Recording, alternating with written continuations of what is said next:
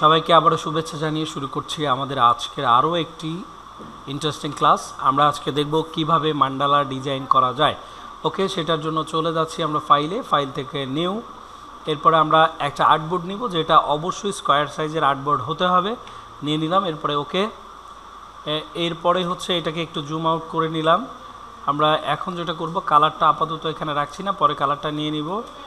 একটা নতুন একটা লাইন নিলাম, সেই লাইনটাকে এইভাবে টেনে দিলাম। দেওয়ার পরে এখান থেকে সেন্টার করে দিলাম, এফেক্ট ডিজোর্ট ট্রান্সফর্ম। ওকে, এখান থেকে চলে যাব হচ্ছে 15 ডিগ্রি কপি দিলাম, 15 ডিগ্রি অ্যাঙ্গেল করলাম, আর এখানে দিয়ে দিলাম হচ্ছে 11 কপি। ওকে, এরপরে এইটাকে এক্সপান্ড করতে পারি আমার ইচ্ছা।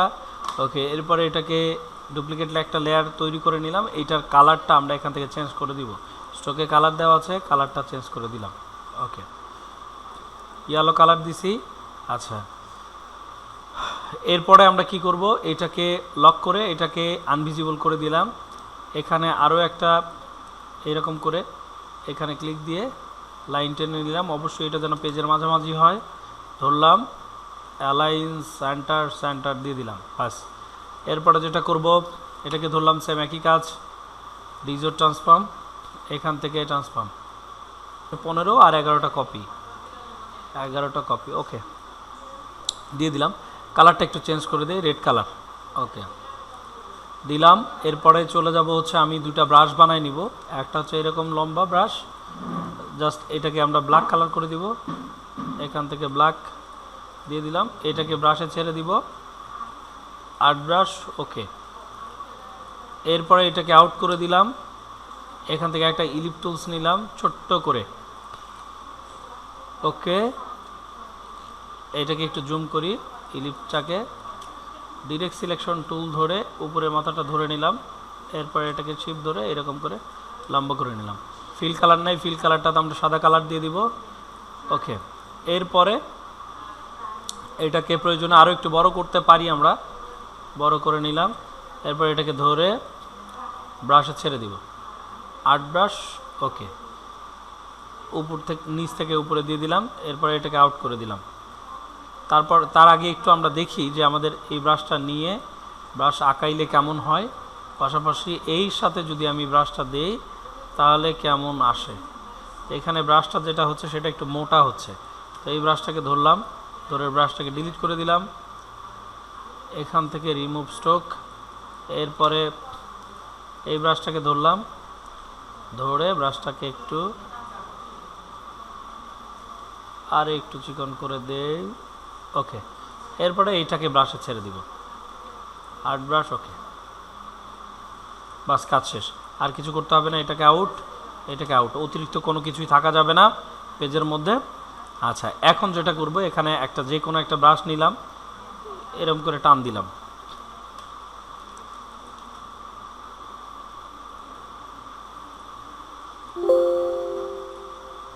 এটাকে একটু অ্যাপ্লাই করে নিলাম। উপর থেকে নিচে ছিল, জাস্ট এখন নিচ থেকে উপরে দিলাম। এখন টার্গেট পয়েন্টে ক্লিক দিব, ক্লিক। এরপরে চলে যাব ইফেক্ট ডিজোর্ট ট্রান্সফর্ম, এরপরে ট্রান্সফর্ম। এখানে গিয়ে এটা দিয়ে দিলাম আমরা, এটা 0, রিফ্লেক্ট এক্স, কপি 1। এরপরে ওকে, এরপর আবার চলে যাব effect distort transform, apply new effect. এখান থেকে চলে যাচ্ছে 30 ডিগ্রি, এখান থেকে কপি দিচ্ছি হচ্ছে 11। এরপর এটাকে ওকে, বাস এইরকম একটা শেপ চলে আসলো। আমি এখন যেটা করব সেটা হচ্ছে, এখান থেকে রেক্ট্যাঙ্গেল টুলটা নিলাম, এখানে ধরলাম, শিপ ধরে এই লাইন বরাবর চলে আসলাম। ওকে, এরকম হইল। এখানে ডিলিট অ্যাঙ্কার পয়েন্টটা নিব, জাস্ট এখানে একটা ক্লিক দিলাম, আমার শেপটা এখানে চলে আসলো। আমি এখান থেকে এবার আমার ইয়েলো যে লাইনটা নিয়েছিলাম সেই লাইনটা নিয়ে নিলাম, ভিজিবল করলাম। এটাকে ডিরেক্ট সিলেকশন টুল দিয়ে ধরে আমি এই লাইন বরাবর চলে আসব। কন্ট্রোল+ যতটুকু দেওয়া যায় দিলাম, এটাকে ধরলাম, এই লাইনের মাঝখানে একদম চলে আসলাম। ওকে, এরপরে আমরা এখান থেকে চলে যাব হচ্ছে release or make clipping mask, চলে আসলাম। বাস, এরকম একটা শেপ আমরা পেয়ে গেছি।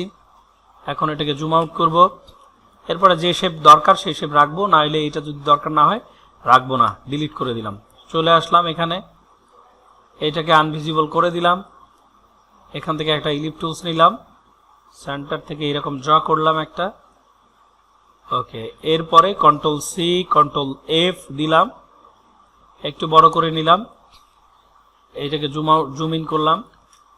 এখানে চলে গেলাম পেন টুল, এখানে একটা ক্লিক দিলাম, দিয়ে এখানে একটা ক্লিক দিলাম, দিয়ে এই পাশে ক্লিক দিয়ে একটা লাগাই দিলাম। বাস, তাতে করে আমার এইরকম একটা ফ্লাওয়ারের শেড চলে আসলো। এখন এটাকে একটু ঠিকঠাক করার পালা, এই যে ঠিকঠাক করতে হবে। ধরলাম এখান থেকে ডিরেক্ট সিলেকশন টুল ধরে একটু ছোট করে দিলাম, একটু উপর দিকে এরকম করে টেনে যেন সুন্দর একটা ফ্লাওয়ার লিভ হয় সেটা করার চেষ্টা করছি।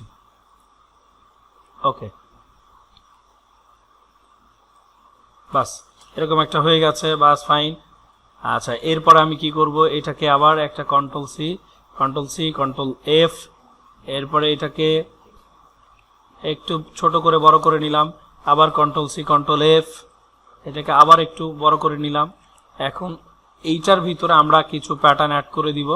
এখান থেকে নিলাম সার্কেল, আরও একটু জুম করলাম, জুম করে এখানে চলে আসলাম, এর মাঝখানে এরকম করে একটা সার্কেল দিলাম। এইটাকে ধরে আর একটা হচ্ছে এখানে দিয়ে দিলাম, আর একটা ধরে এটার মাঝখানে দিয়ে দিলাম। ডিস্টেন্সটা দুইটা থেকে সমান সমান বোঝাচ্ছে। বাস, এখন এটাকে শুধু হালকা একটু উপরে তোলার পালা, বেশি উঠে গেছে, এটা জুম করব। একটু সাবধানতা অবলম্বন করে কাজ করতে হবে, তাহলে আমাদের ডিজাইনগুলো সুন্দর হবে। যেহেতু আমরা এই ডিজাইনগুলো একদিনের জন্য করতেছি না। ওকে, এরপরে এখানে আমরা চলে আসলাম, এই যে ডাবল মানে এইরকম যে ব্রাশটা নিছি সেই ব্রাশটা নিয়ে আসলাম, ব্রাশ নিলাম, এখান থেকে যাচ্ছি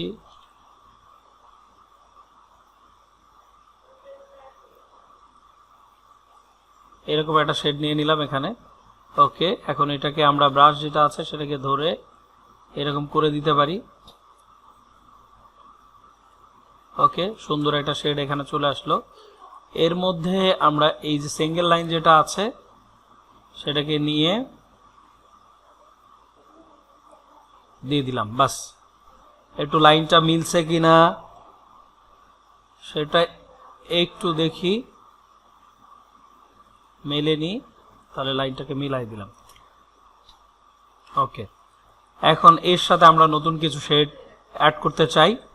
লাইন টুল নিলাম, এটা নিলাম উপরেরটা, জাস্ট নিয়ে এখান থেকে এইটা একটা দিলাম, একটু বড় করে নেই, একটু মিলায় নেব,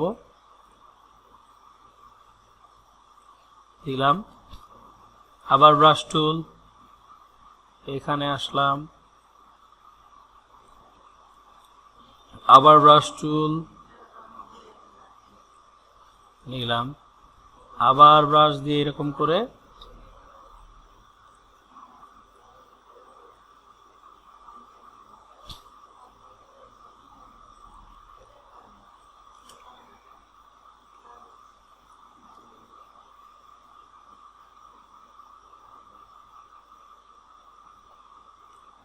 দিয়ে দিলাম। ওকে, এরপরে দেওয়ার পরে আমরা কি করব, আবার সেম আরেকটা সার্কেল নিব, এখান থেকে একটা সার্কেল কপি করে নিব।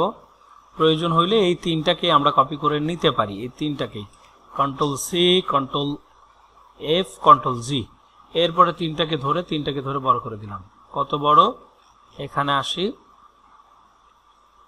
এইটার সাথে যেন লাগানো থাকে, আর একটু উপরে উঠুক তাতে কোনো সমস্যা নাই। ওকে, এখন এইটাকে ধরে রাইট ক্লিক আনগ্রুপ, এটাকে ধরলাম, একটু উপরে উঠায় দিলাম। ওকে, এটাকে তিনটাকে ধরে আরেকটু উপরে উঠে দিই। বাস, এটাকে নিলাম, শিপ ধরলাম,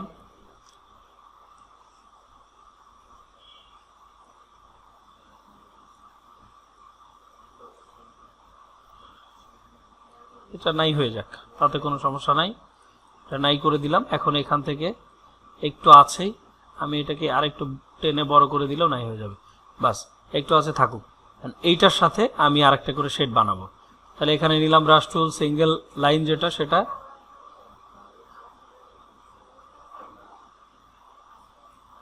দিয়ে দিলাম।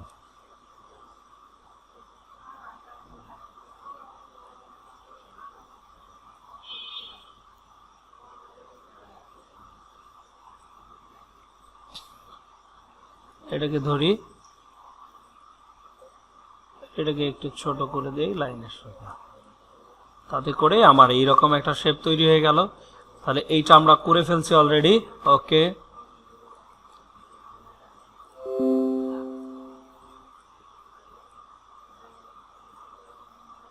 এটাকে নিলাম, কন্ট্রোল সি, কন্ট্রোল এফ,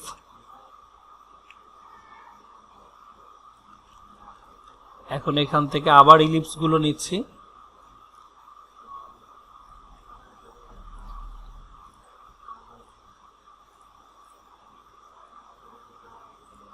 এখানে একটা দিলাম, পাশে একটা দিলাম, এটাকে হালকা একটু বড় করলাম, এটাকে এর সাথে লাগাই দিলাম, পাশে আর একটা দিলাম,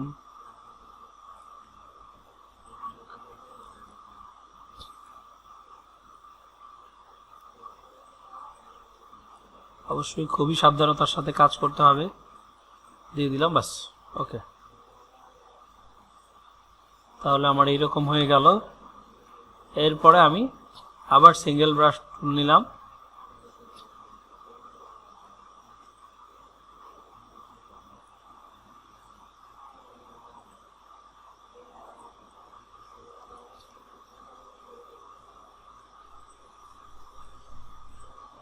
আমি এইরকম করে একটা প্যাটার্ন এর মধ্যে বসায় দিচ্ছি, একটু বড় করি, পরে লাইনগুলো ঠিকঠাক করে দিব।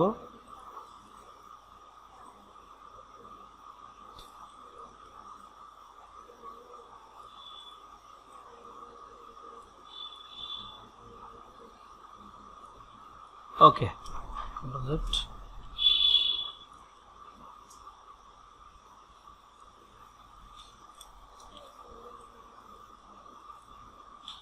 দিয়ে দিলাম। এখন এই যে লাইন যেগুলো ঠিকঠাক নাই সেগুলোকে ধরি, সেগুলোকে ধরে একটু ঠিক করার চেষ্টা করি।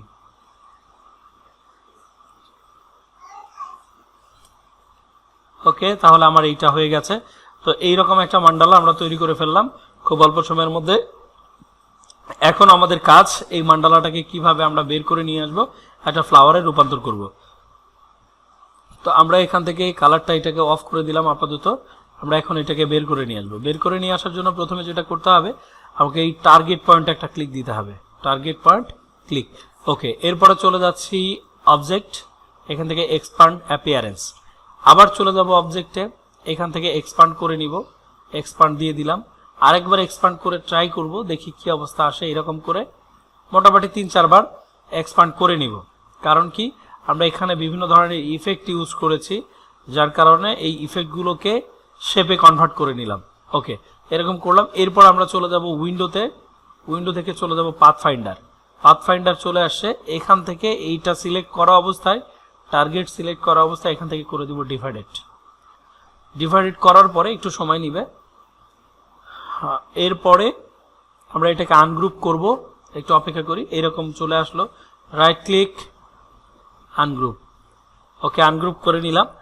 এখন আমরা এই যে লাইনগুলো টানছি, সেই লাইনগুলো কাটার জন্য জাস্ট এখান থেকে ম্যাজিক কন্ট্রোলটা নিব, এই রেড কালার লাইনটাকে সিলেক্ট করব, কিবোর্ড থেকে ব্যাকস্পেস দিয়ে এটাকে আউট করে দিব। এরপরে আমরা যেগুলো মেক ক্লিপিং মাস্ক করার জন্য, ক্লিপিং মাস্ক করার জন্য যেই শেপগুলো নিয়েছিলাম সেগুলোও এখানে আছে। জাস্ট যে কোনো একটা লাইনের উপরে ধরলে সবগুলো এইরকম করে দেখাবে, এখান থেকে ব্যাকস্পেস দিয়ে ডিলিট করে দিব। এরপরে ফাইনালি যে ফ্লাওয়ারটা আমরা তৈরি করেছি, সেই ফ্লাওয়ারটাকে এইরকম করে অল সিলেক্ট করে কন্ট্রোল জি দিয়ে গ্রুপ করে দিব। এরপরে আমার ইচ্ছা হইলে আমি এটাকে কালার টালার সবকিছু চেঞ্জ করে দিতে পারি। ধরলাম আমি চাচ্ছি যে এখান থেকে অন্য একটা কালার দিয়ে দিব। আমরা যদি কালার নেই, কালার নিলাম, এখান থেকে বললাম যে এরকম পিঙ্ক কালার। ওকে, এটা পিঙ্ক কালার হয়ে গেছে। ঠিক আছে, আমরা যেই রকম চাই সেই রকম এখান থেকে কালার করতে পারবো। আচ্ছা, আমরা আপাতত এটা ব্ল্যাক কালার আছে, ব্ল্যাক কালারই নিয়ে নিলাম। এরপর আমরা এটাকে সেভ দিব। ওকে, আমরা নিচে যে নতুন করে একটা লেয়ার নিয়ে তৈরি করে রাখছিলাম, এটাকে ইচ্ছে করলে এখন আর দরকার নাই, ডিলিট করে ফেলতে পারি। ওকে, মানে এটাকে ফাইল থেকে সেভ দিয়ে দিব একটা, এক্সপোর্ট জেপিজি, এক্সপোর্ট থেকে চলে গেলাম এখানে, এখান থেকে জেপিজি ফরম্যাটে সেভ দিয়ে দিলাম, এটার নাম দিলাম মান্ডালা। মান্ডালার ফাইল আছে, আমি এখান থেকে চলে যাই, মান্ডালা, মান্ডালা। ওকে, এখানে ক্লিক দিলাম, এক্সপোর্ট। ওকে, আবার যাব এখান থেকে অন্যান্য ফরম্যাটে আমি সেভ দিতে পারবো। আমি এটাকে আপাতত সেভ অ্যাজ থেকে সেভ দিয়ে নিচ্ছি, মান্ডালা 15 নামে। ওকে, ওকে দিয়ে দিলাম, তাহলে ফাইলটা আমার সেভ হয়ে গেছে। ঠিক আছে, তো আমরা কিভাবে এই রকম মান্ডালা বানাতে পারি এই ভিডিওটা দেখে অবশ্যই আমরা বুঝতে পেরেছি। মান্ডালা বানানো আসলে কঠিন কিছু নয়, তো আমাদেরকে একটু সিরিয়াসলি মানে ট্রাই করতে হবে, চিন্তা ভাবনা করে বানাতে হবে, তাহলে পারবো। পরবর্তী আরও কোনো ভিডিও নিয়ে সবার সাথে দেখা হবে। সবাই ভালো থাকবেন, সুস্থ থাকবেন, আল্লাহ হাফিজ।